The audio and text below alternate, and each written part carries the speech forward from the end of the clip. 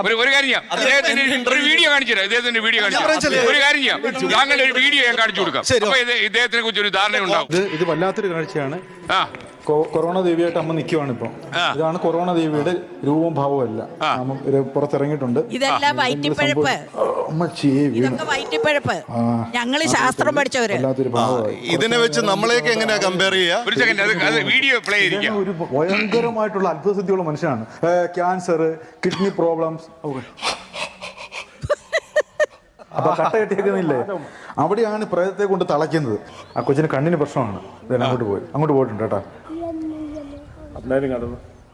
കണ്ണ് ഒരുപാട് പേർക്ക് രോഗശാന്തി നൽകുന്ന ഒരു അമ്മയാണ്, ഒരു ആൾദൈവത്തെയാണ് ഇന്ന് ഞാൻ നിങ്ങൾക്കായി പരിചയപ്പെടുത്തുന്നത്. ശരിക്കും പറഞ്ഞാൽ നമുക്ക് ഇങ്ങനെയൊക്കെ ഭൂമിയിൽ ഉണ്ടോ എന്ന് തന്നെ ചിന്തിക്കും. ഈ നിമിഷം ശരീരം മുഴുവൻ തളർന്നു കിടക്കുന്ന ഒരാൾക്ക് പോയാൽ, ഒരാളുടെ സഹായം ഇല്ലാതെ അമ്മയ്ക്ക് എഴുന്നേറ്റ് കിടക്കാൻ ഒക്കത്തില്ല.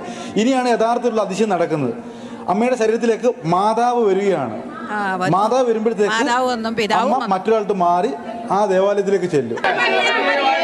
എഴുന്നേറ്റ് ആൾ എഴുന്നേറ്റിട്ടുണ്ട്, മാതാവായിട്ട് മാറി കഴിഞ്ഞിരിക്കുവാണ്.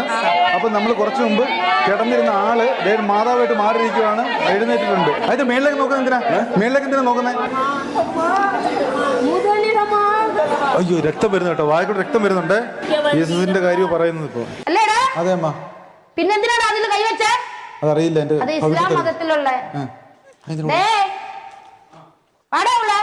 അമ്മയുടെ മൊത്തത്തിലുള്ള ഒരു കുറച്ചു മുമ്പ് കണ്ട ആളെ അല്ല, മൊത്തത്തിൽ മാറി വരികയാണ്. അപ്പൊ അമ്മയുടെ ശരീരത്തിലേക്ക് ദൈവങ്ങൾ ശ്രീണജി. ഞാൻ ഒരു കാര്യം ചോദിച്ചത്, യൂട്യൂബിൽ ഇതിന്റെ വ്യൂവർഷിപ്പ് ഒക്കെ എങ്ങനെയാ? പൊതുവെ ഭയങ്കര വ്യൂവർഷിപ്പ്, ആൾക്കാർക്ക് ഇഷ്ടമാണോ? മാത്രം ഒരു എത്ര കാലമായി തുടങ്ങി?